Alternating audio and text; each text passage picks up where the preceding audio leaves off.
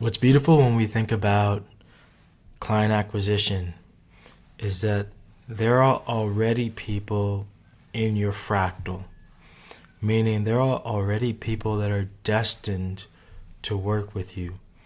There are people who your solution, you are meant to solve that thing for them, right? And you already have a movement that's working. You already have people that are resonating with you, drawn to you. And so you're already getting the glimpse of that fact. And even with that, some of those people can still fall through the cracks.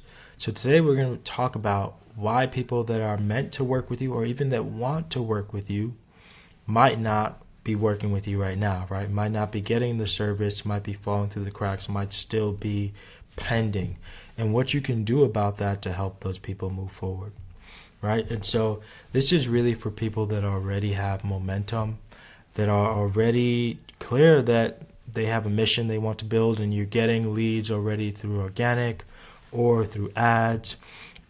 And a lot of the times we're able to see that top of the funnel, right? It's a little more obvious what to do at the top of the funnel, but we're really going to be able to talk about under the hood, right? What are the things more in the middle of the funnel that allow those people that want your stuff to actually be able to move forward?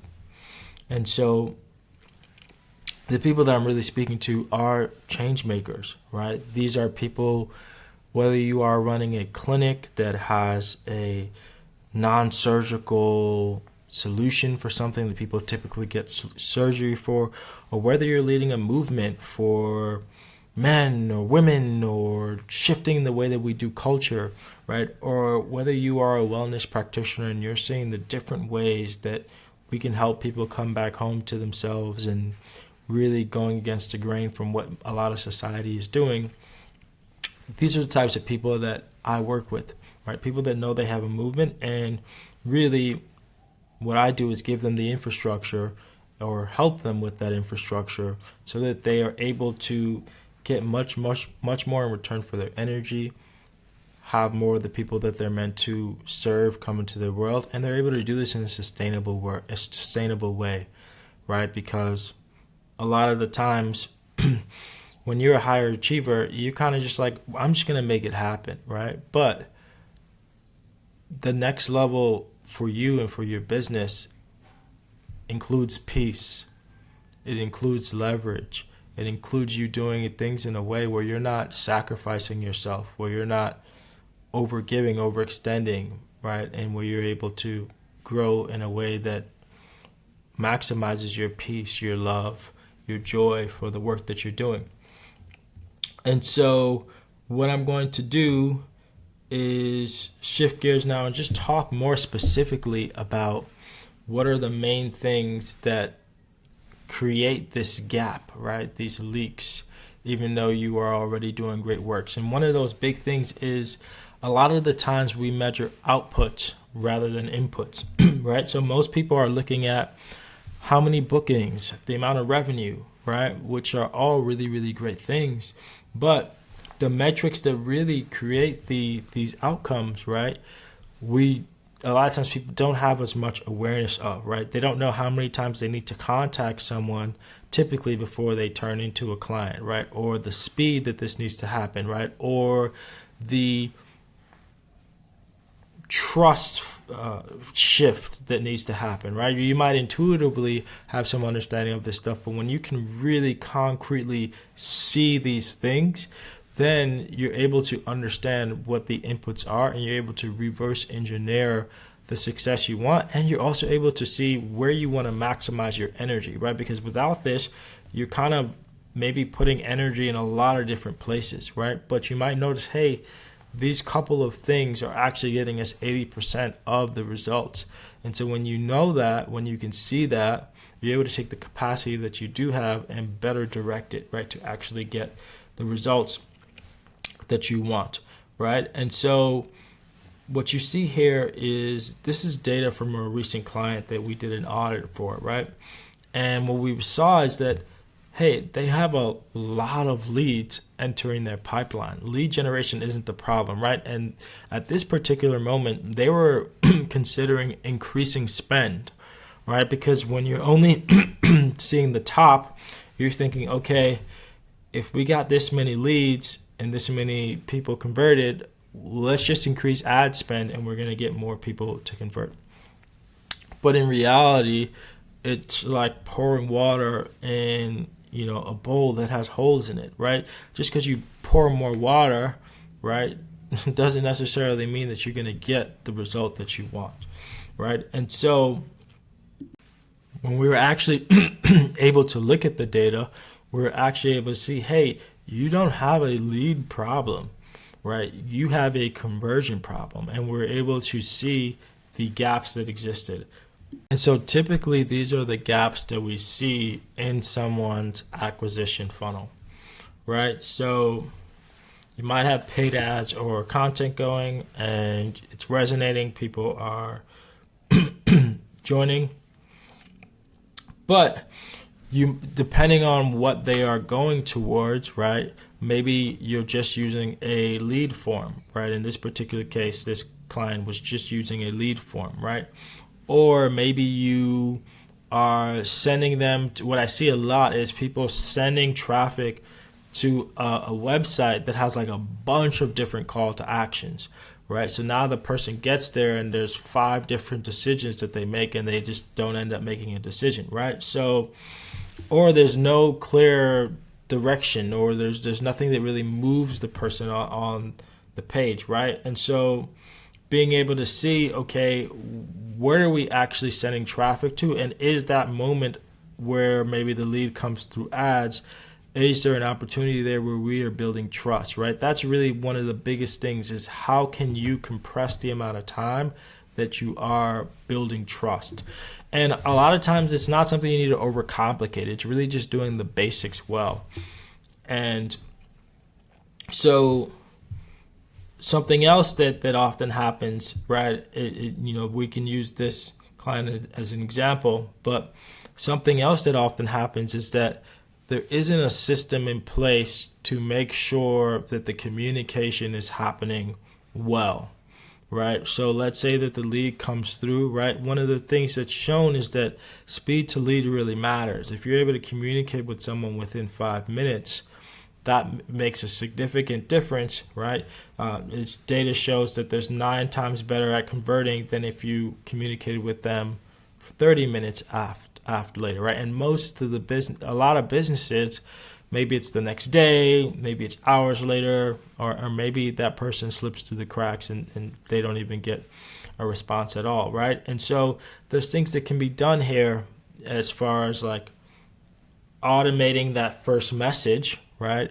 You can, of course, have a setter on your team that helps, but really it can help to automate that first message in a way that it does 2 things. One, it builds trust. So perhaps it is helping this person feel welcomed. It's providing them with more value.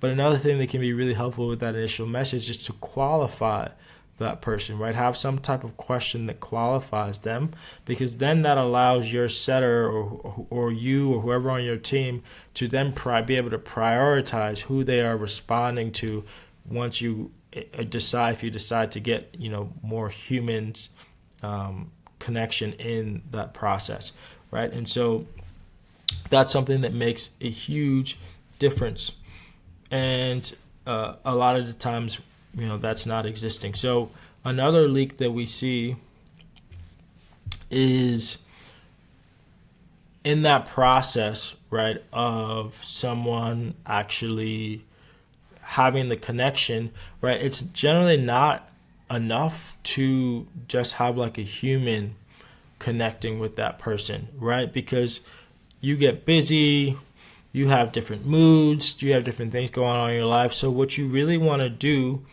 is during that time, before they even have a consult with you or something like that, you want to be able to build a lot of trust and answer objections and answer questions and have this systematized, right? So whether there's a training you want them to binge watch, whether there's a an audit or a quiz or something you want them to go through, or whether there's some value emails that are being sent to them, right? You want to make it so that even before like a consult gets booked, there's a lot of value that's going out to them. And then especially if they do book a consult, you want to make it so that there's more value sent to them as well. So maybe something on the thank you page where you're like, hey, this is something I want you to watch before this call, or something that I used to do that I found a lot of success with is when someone booked a call, they got forwarded to a page with basically like 7 different trainings. There was one that we prioritized, like, hey, watch this one. But then there was other ones that were valuable based on our service. And then we also had a bunch of testimonials, right? So we're shifting beliefs, we're building trust, we're giving value, we're creating momentum for the person before they even move forward. That way, when they get on the call with us, it's more of like a confirmation and less of like a, hey, I don't even know what you do, or like needing to be convinced or something like that, right? And so these are gaps. These are things that make a huge difference as well. And then let's say in this particular case with this client, right, they had consults that were paid consults, and then they had treatments that were for the actual treatment, right? And so being able to think about each of the different stages that the person goes through, and being able to think, what do they need to believe? What is the level of care? What is the level of connection that is helpful for this person to be able to move forward, right? And when you are able to track some of these inputs, when you're able to understand, hey, okay, based on the sales call, or based on the consult, these are the questions that people keep asking, or this is the shift that I notice people are having that makes them say, I need to do this, right? Now, how can you front load that value, right? And, a lot of times after the consult, right, that might be a drop-off point. A lot of times we do a lot to get someone to book the call, but depending on the sales cycle, some people's sales cycle, they're expecting the person to decide on that thing. But let's say it's something we have a paid consult and then there's another step or something like that. Being able to think about what might be helpful in between that to give value, right? Perhaps it's a replay of the call, or perhaps it's something else that helps them to have momentum, right?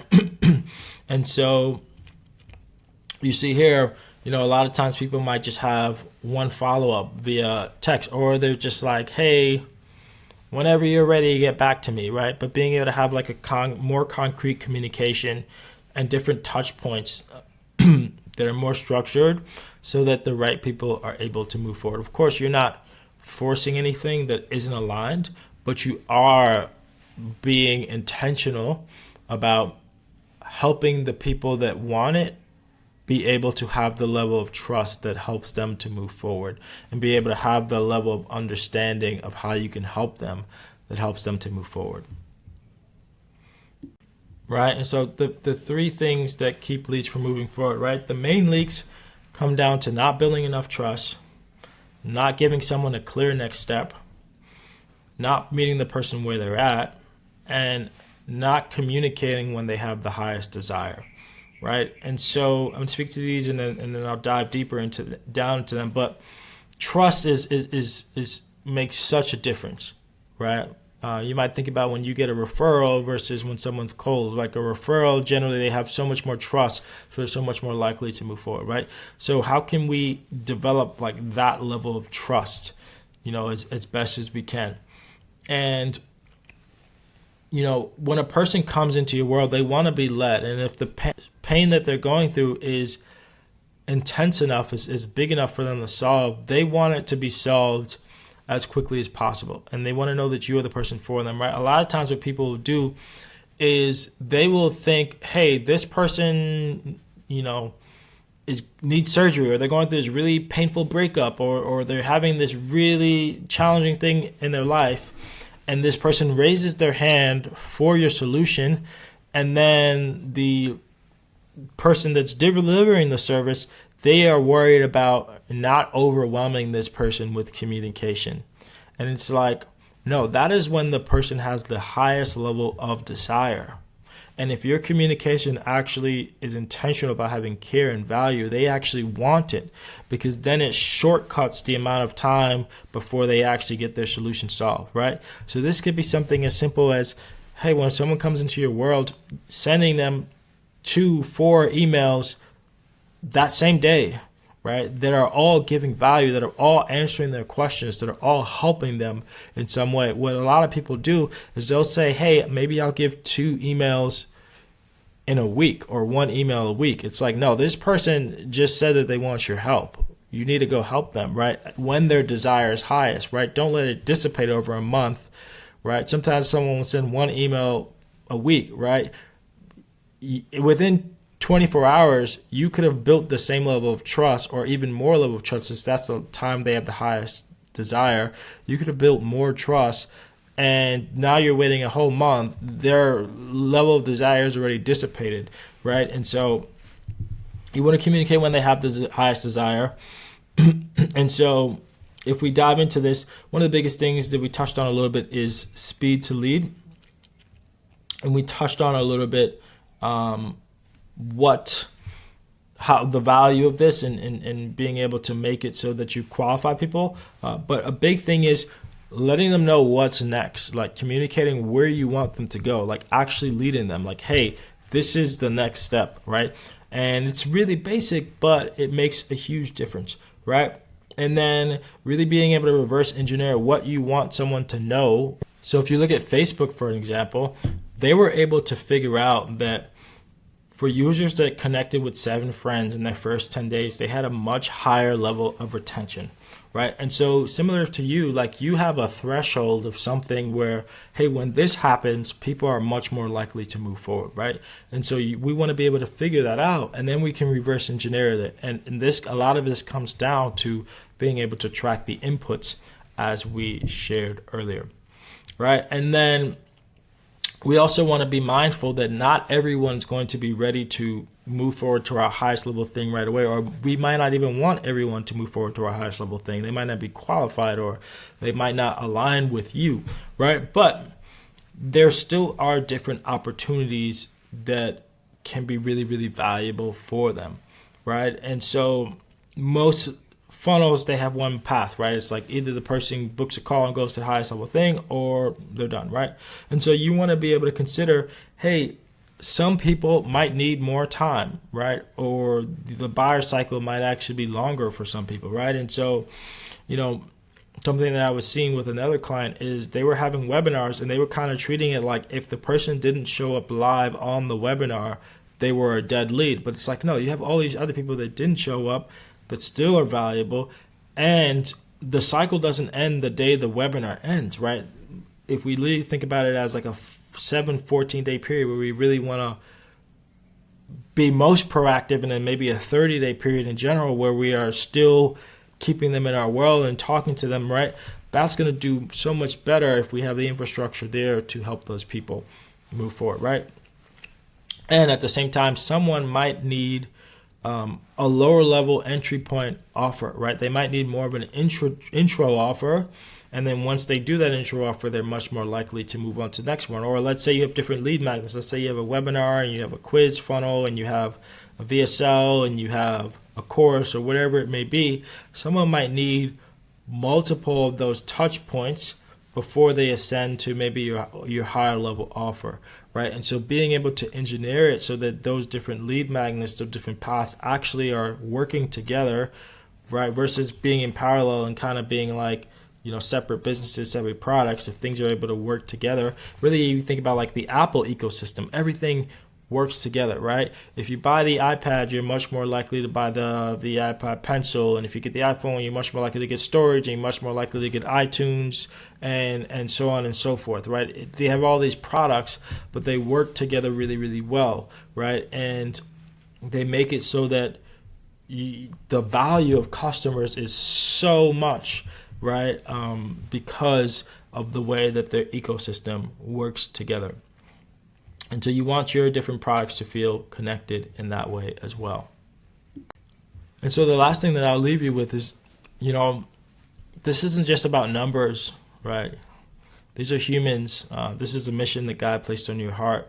So, and a part of the mission is having infrastructure that allows you to serve at your highest capacity, right? Really taking up the level of space and power that you're meant to, right? And what's beautiful about this is that in this process, right, there's an alchemical process that happens here when you say, hey, I'm going to communicate at the level that I want to. Because a lot of times people might have a fear of being seen, so there's ways that they're hiding. So lack of infrastructure is so that there can be leaks in energy because it's a lot to hold, and so they aren't as proactive with the communication. Ooh, it feels a lot to communicate that much, etc. Right? So really having that infrastructure, it allows for an alchemical process in you where you have to really reach your potential and allow yourself to be the channel that you're meant to, right?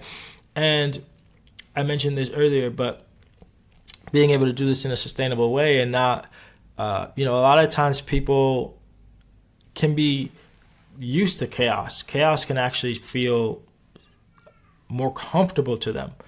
So the idea of actually having infrastructure that creates peace, that can be the trigger in and of itself, right?